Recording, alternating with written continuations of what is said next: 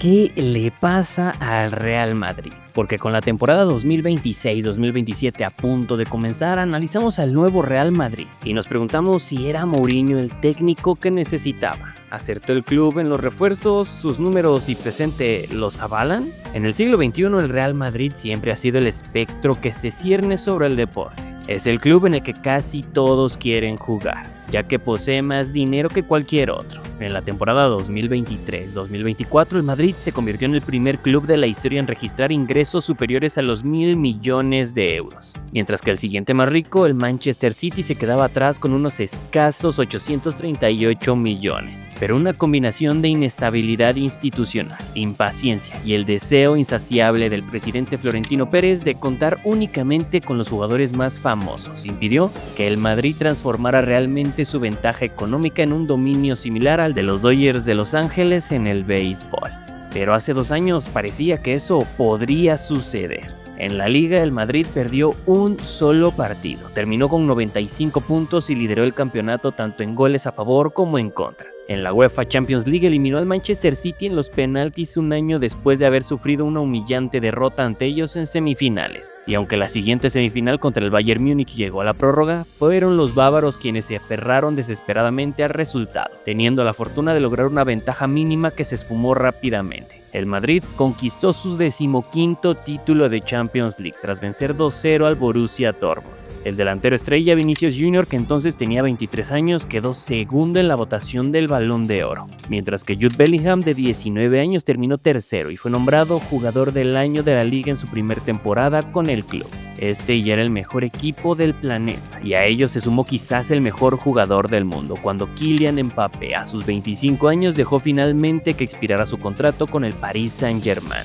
En lugar de pagar por estrellas que estaban a punto de iniciar su declive como Eden Hazard, el Real Madrid había comenzado a centrarse en superar las ofertas de todos los demás por las mejores jóvenes promesas como Vinicius, en invertir grandes sumas en superestrellas que apenas entraban en su plenitud deportiva como Bellingham, y en convencer estrellas consagradas en su mejor momento como Mbappé para que agotaran sus contratos y se unieran al Madrid sin un coste de traspaso. En la cima de la pirámide europea y ahora un club que parece imparable. Un equipo con identidad, una cantidad ingente de talento joven y recursos económicos ilimitados. Pero no es el Real Madrid, es el Paris Saint-Germain. Por el contrario, desde el verano del 2024 el Real Madrid no ha ganado ni un solo título importante. No ha logrado superar los cuartos de final de la Champions League y ya ni siquiera es el mejor equipo de su propio país. El Barcelona es el favorito para ganar la Liga por tercera temporada consecutiva. Mientras tanto, el Real Madrid está dirigido ahora por José Mourinho. Sí, ese José Mourinho, el que llevaba más de una década sin ganar un título importante y cuyos 4 últimos trabajos fueron una sucesión de etapas poco destacables en el Tottenham, la Roma, el Fenerbahce y el Benfica. Además, casi todos los fichajes realizados por el club este verano llevan a preguntarse ¿qué diablos está haciendo el Real Madrid? Así que planteemos la pregunta e intentemos responderla. ¿Qué está haciendo exactamente el equipo merengue? Yan Diomandé por una cifra récord para el club, pero ¿para qué? La estadística de valor añadido de posesión esperada, XPVA, es una suma que mide cuánto aumenta la probabilidad de gol de un equipo gracias a las acciones de un jugador con el balón que no culminan en un disparo. A continuación se presenta este gráfico con las 10 mejores temporadas individuales según el valor añadido de posesión esperado en las 5 grandes ligas europeas. Esto desde la campaña 2022-2023. Ahí están Lionel Messi con el PSG, Michael Olise con el Bayern Múnich la temporada pasada, Kieran Trippier en el Newcastle, Jeremy Doku con el Manchester City, Kevin De Bruyne en el Manchester City también, pero en el 22-23, Martin Odegaard con el Arsenal en la 23-24, Mohamed Salah con el Liverpool en la 22-23, Yan Diomandé, de quien hablamos, con el Leipzig la temporada pasada, Trent Alexander-Arnold con el Liverpool en la 22-23 y Bruno Fernández con el Manchester United la temporada pasada. La gran diferencia entre Diomandé y el resto de esta lista, bueno, él tiene 19 años,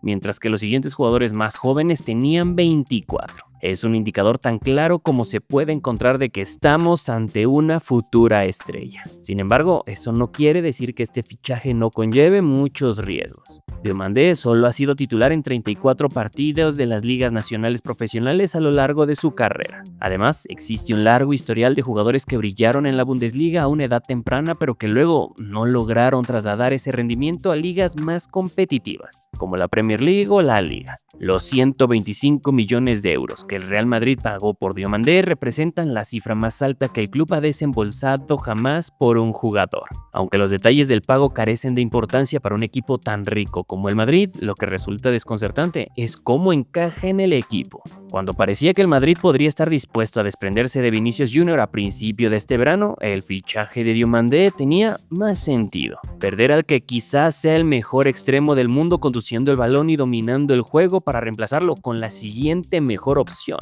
Pero ahora que Vini se queda, las piezas no encajan tan bien. Al fin y al cabo, el problema del Madrid en las dos últimas temporadas es que Vini y Mbappé no terminan de encajar bien juntos. En ataque, a ambos les gusta ocupar exactamente los mismos espacios por la banda izquierda, y en defensa ninguno de los dos está dispuesto a presionar. Esto impide que el Madrid juegue al estilo preferido de la mayoría de los equipos élite, y al mismo tiempo añade una carga defensiva extra a los otros 8 jugadores de campo. Si el Madrid va a mantener la dupla Mbappé-Vini, y lo hará, dado que ahora son 2 de los 3 jugadores mejores pagados del mundo junto a Erling Haaland, entonces el resto de los integrantes de la alineación deberán cubrir los espacios vacíos. No está claro cómo lograría eso Diomandé. No es un mal defensor, pero no se le ficha para defender. Y aunque jugó en la banda derecha la temporada pasada, es diestro. Un hecho que parece condicionar su forma de jugar. Cuando jugaba por la derecha con el Leipzig intervenía más en el juego en términos generales, pero tocaba menos el balón dentro del área. Cuando lo hacía por la izquierda, participaba menos en el juego global, pero intervenía más dentro del área. En resumen, por la derecha aportaba valor en la progresión del balón, mientras que por la izquierda aportaba más valor finalizando jugadas dentro del área. Si cuentas con 2 atacantes que ya acaparan el balón y tienden a caer hacia la izquierda, un extremo que irrumpe en el área tiene sentido como tercera pieza. Sin embargo, esa lógica desaparece si dicha irrupción en el área se produce precisamente por el mismo costado que ya ocupan los otros 2 atacantes. Para complementar adecuadamente a Mbappé y a Vini, Diomandé tendrá que hacer algo que hasta la fecha realmente no le hemos visto hacer. ¿Y el resto de los fichajes veraniegos del Real Madrid? ¿A qué se debieron? Es cierto que la temporada pasada fue decepcionante para el Real Madrid. El equipo lució realmente bien durante aproximadamente un mes bajo la dirección de Xabi Alonso. Luego los jugadores se rebelaron, el equipo dejó de presionar y él fue destituido. La situación empeoró cuando los jugadores llegaron a pelearse literalmente en el vestuario bajo el mandato del entrenador interino, y que curiosamente ahora dirige al Fulham, Álvaro Arbeloa. En los 19 partidos dirigidos por Alonso, el Madrid registró una diferencia de goles ajustada de más 1.21, una cifra prácticamente idéntica a la que promedió el Barcelona a lo largo de toda la temporada, pero con Arbeloa ese dato cayó hasta el más 0.77.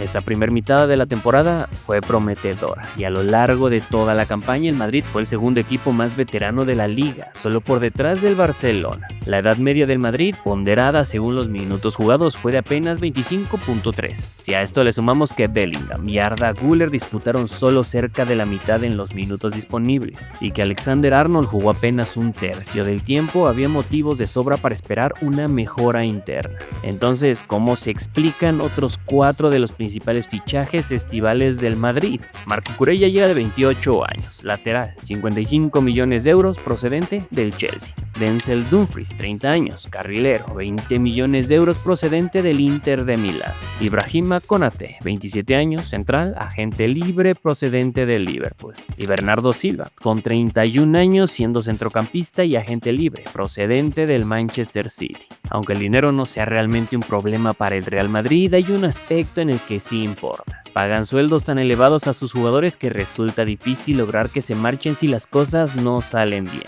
Silva tiene un contrato de solo 2 años, pero Konaté y Dumfries están vinculados hasta el 2030, mientras que Cucurella tiene contrato hasta el 32.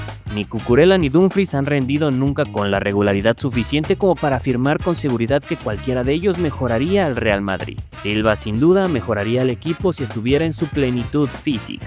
Por su parte, Konaté ha alternado momentos en los que parecía uno de los mejores centrales del mundo con otros en los que parecía una catástrofe en potencia. Dada su edad, es más probable que el rendimiento de estos jugadores se empeore en el Real Madrid a que mejore. Además, teniendo en cuenta el interés del Madrid en el centrocampista del Manchester City, Rodri, que tiene 30 años, parece que el club ha reaccionado a un par de años de sequía, cayendo en la trampa de pagar por talento contrastado. El problema es que la mayoría de las veces se paga por lo que los jugadores fueron en el pasado. Se les ficha cuando la edad empieza a pasarles factura. Y ahora vamos con el que estará al frente, José Mourinho. Dadas las recientes salidas de Pep Guardiola y Jürgen Klopp, el autodominado Special One es el entrenador del club en activo más famoso del mundo. Pero dejemos eso de lado por un momento. Aquí está la trayectoria de Mourinho como entrenador en los últimos 10 años. En el Manchester United del 2016 al 2018 terminó sexto en el primer año y segundo en el segundo. Fue destituido a mitad de su tercera temporada.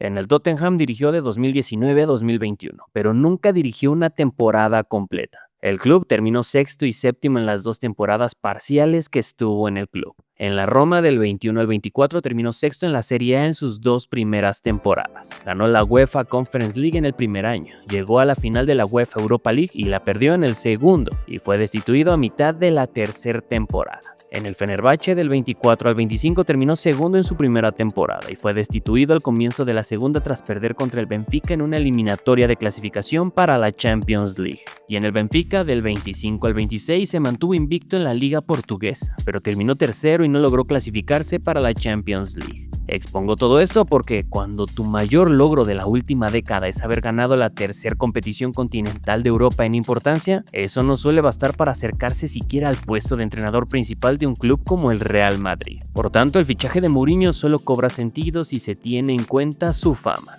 Y una vez hecho esto, es inevitable interpretar lo que está ocurriendo este verano de una sola manera. Florentino Pérez y el Real Madrid están volviendo a su antigua forma de hacer las cosas. Los entrenadores más exitosos del Madrid han sido figuras que también fueron jugadores, como Carlo Ancelotti y Zinedine Zidane. Ambos encontraron la manera de alinear a suficientes superestrellas simultáneamente para mantener a todos contentos. Mourinho, quien criticó a Vinicius Jr. después de que el brasileño sufriera insultos racistas por parte de un jugador del Benfica entrenado por él, representa exactamente lo opuesto. De hecho, ya ha empezado a criticar a Bernardo Silva apenas una semana después de su llegada al equipo. Quizá lo más importante para Pérez es que Mourinho encarna lo contrario de lo que es el Barcelona actualmente. Bajo la dirección de Hansi Flick, el gran rival del Madrid, no le preocupa encajar goles, ya que son capaces de marcar con una facilidad pasmosa. El Barcelona defiende con una agresividad pocas veces vista en equipos de élite. Apenas han empatado 5 partidos en total durante las 2 últimas temporadas completas. En cambio, los equipos más recientes de Mourinho han destacado más por evitar la derrota que por lograr la victoria. En sus 3 últimos trabajos, sus equipos han empatado el 22% de sus partidos. Lo que Mourinho representa parece importar más de lo que realmente podría aportar al éxito del equipo. Esto no significa, por supuesto, que la apuesta no vaya a salir bien. En un año malo, el Madrid sumó 86 puntos. Superó con solvencia al Manchester City en la Champions League y fue el equipo al que menos goles le encajaron en la liga. Según Transfermarkt, el Real Madrid posee la segunda plantilla más valiosa del mundo, solo por detrás del Manchester City. Si nos fijamos únicamente en los 18 mejores jugadores del equipo, sigue ocupando el segundo puesto, aunque esta vez por detrás del PSG. Hay talento suficiente en este Real Madrid para conquistar todos los títulos importantes. La plantilla sigue teniendo un enorme potencial, pero tras este verano los riesgos son mayores de lo que han sido en mucho tiempo. Sus 2 superestrellas aún no han encontrado la forma de jugar bien juntas. Su nuevo fichaje récord, el más caro de la historia del club, solo ha jugado una temporada al más alto nivel y parece encajar con dificultad junto a esa pareja de estrellas. El resto de los fichajes veraniegos son veteranos, poco llamativos o ambas cosas, y han decidido entregar las riendas a un entrenador que no dirige un equipo de élite desde hace más de una década, que suele pecar de conservador en sus decisiones sobre la plantilla y que cuenta con un largo historial de conflictos con sus propios jugadores y de dinamitarlo todo antes de que expire su contrato. Después de escuchar esto, te preguntarías qué podría salir mal. Y luego hay otra pieza que está suelta. Endrick despertó el interés de varios clubes europeos en el actual mercado de pases, pero por el momento es más probable que continúe en el Real Madrid en la próxima temporada en lugar de salir a préstamo. El delantero registró 8 goles y 9 asistencias en 21 encuentros a préstamo en el Lyon. Por el lado del club, José Mourinho piensa contar con él a partir de la venta de Gonzalo García al Fulham. La llegada de Carlos Espi, por su parte, no tendría incidencia sobre esta situación. Aún así, no está del todo descartada la posibilidad de otro préstamo, como el que tuvo en el Lyon en la segunda mitad del pasado curso. Si se da, la prioridad estaría en arribar a la Premier League para continuar su desarrollo. En el caso de que el Real Madrid acceda a prestarlo de nuevo, se buscaría incluir una opción de compra, o bien mantener un porcentaje de los derechos económicos del jugador. Gracias a todo esto, no es concreto su futuro aún. Endrick gozó de varios minutos en la pretemporada del conjunto merengue, con un gol en el empate 2-2 ante el Fiorentina, y Roma y Aston Villa estarían interesados en contratarlo, aunque todavía no llega una oferta formal por él. Ahora solo queda esperar si funcionarán estos nuevos galácticos que no han logrado ganar nada todavía.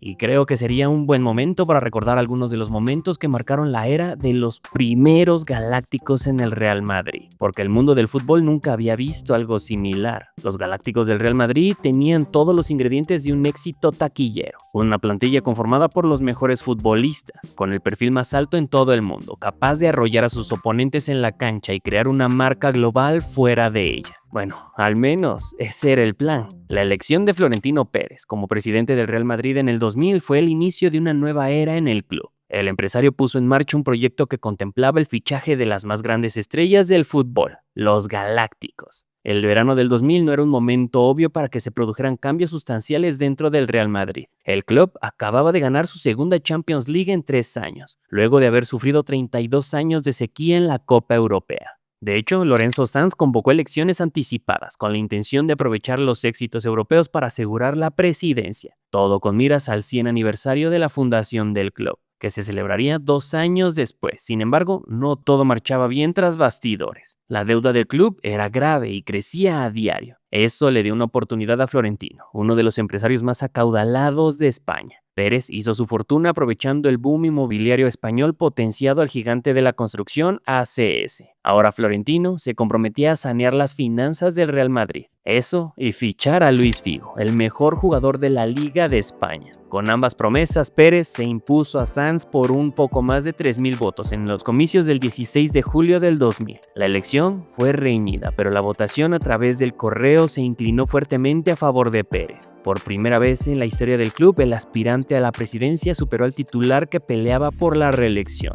Es así que el primer galáctico fue el portugués Luis Figo. Esta fue la transferencia que impuso un récord mundial y cambió la historia del Real Madrid. El 5 de julio se dio a conocer la noticia, mientras Lorenzo Sanz celebraba el matrimonio de su hija con el defensor Mikel Salgado. Figo, o por lo menos su agente, había pactado el fichaje del portugués por el Madrid con Florentino Pérez. Su cláusula de rescisión con el Barcelona rondaba la cuantiosa cifra de 10 millones de pesetas, más impuestos. Figo compareció para desmentir la noticia. Las posibilidades de que Florentino ganara las elecciones parecían pocas, para terminar presentado, sin sonreír 2 semanas después en el Santiago Bernabéu. Para Florentino fue misión cumplida, ya que lograba su fichaje estelar y asestaba una estocada al eterno rival. A los pocos meses, Figo se hizo acreedor del Balón de Oro. Su temporada debut con la camiseta del Madrid fue excepcional, marcando 9 goles y sumando 17 asistencias, ayudando a terminar con una espera de 4 años para hacerse con el título de la Liga. El día que alzaron el palmarés, Figo creó 3 de los 5 goles convertidos contra el Alavés en mayo de 2001. Su anterior equipo, el Barça, quedó en un distante 4º puesto. Zinedine Zidane llegó al Bernabéu en julio del 2001, otro pase de récord mundial por 11.5 millones de pesetas proveniente de la Juventus. pero es célebre la anécdota de cómo un año antes el jugador aceptó fichar por el Madrid. Durante una gala organizada por la UEFA en Mónaco, Pérez le preguntó ¿quieres jugar para el Madrid? Escrito en una servilleta, y Zizou le respondió con un sí garabateado. Zidane ya se había alzado con la Copa del Mundo y la Eurocopa con la selección de Francia, y en ese momento tenía puesta su mirada en la Champions, tras haber perdido con la Juve la final de la edición del 98, disputada en Madrid. Florentino lo describió como un jugador que parece haber nacido para jugar con el Madrid. Zidane se convirtió en representante del apartado de superestrellas dentro del plan de Pérez, conocido como Zidanes y Pavones, combinando íconos globales con canteranos. Sin embargo, no siempre todo fue color de rosa. Zidane fue objeto de críticas al principio de su etapa con la camiseta del Madrid. Los merengues perdieron la final de la Copa del Rey ante el Deportivo La Coruña en un encuentro disputado en el Bernabéu en plena celebración del centenario, y terminaron en el tercer lugar de la tabla de la liga. Sin embargo, todo ello sería opacado por otro gran acontecimiento: aquel gol en la final de Champions. El proyecto galáctico tenía mucho por hacer en Europa. Luego de las victorias en Champions League contra la Juventus en el 98 y el Valencia en el 2000, su triunfo en 2002 imponiéndose 2-1 al Bayer Leverkusen en el Hampden Park de Glasgow fue igualmente especial. La semifinal también fue notable, ya que el Madrid eliminó al Barça en su primer encuentro en competiciones europeas desde 1960. Incluyendo la victoria 2-0 en el Camp Nou. La novena Copa de Europa del Madrid se conquistó el 15 de mayo del 2002. Raúl abrió el marcador y Lucio igualó poco después. Zidane selló el triunfo con el que podría considerarse el mejor gol jamás convertido en una final de Copa de Europa, al rematar de volea un centro de Roberto Carlos hacia la esquina superior. Después del tanto de Zidane se produjo un instante de dramatismo. Un joven Iker Casillas, con apenas 20 años, pero que no era un advenizo en la competición, salió del banquillo para sustituir al lesionado César Sánchez y concretar algunas atajadas cruciales en los últimos minutos del compromiso. Pero Figo y Zidane no fueron suficientes para satisfacer las ambiciones de Florentino. Los fichajes de superestrellas tenían que seguir produciéndose, uno por cada verano. Las deudas ya no eran problema, luego de que se produjera un negocio conveniente en julio de 2001, para vender el terreno donde se había levantado una ciudad deportiva, para dedicarlo a un desarrollo inmobiliario. La única forma de igualar los fichajes anteriores era concretar el regreso de Ronaldo Nazario a la Liga de España. Un fenómeno fichó para el Madrid en agosto del 2002. Hubo drama a último minuto. El presidente del Barcelona, Joan Gaspart, intentó sabotear la negociación retirándose del fichaje de Fernando Morientes, lo que dejó al Madrid con escasez de recursos monetarios. Sin embargo, el Inter de Milán salvó la situación al reducir sus exigencias. Ronaldo había sufrido 2 serias lesiones de rodilla en la Serie A.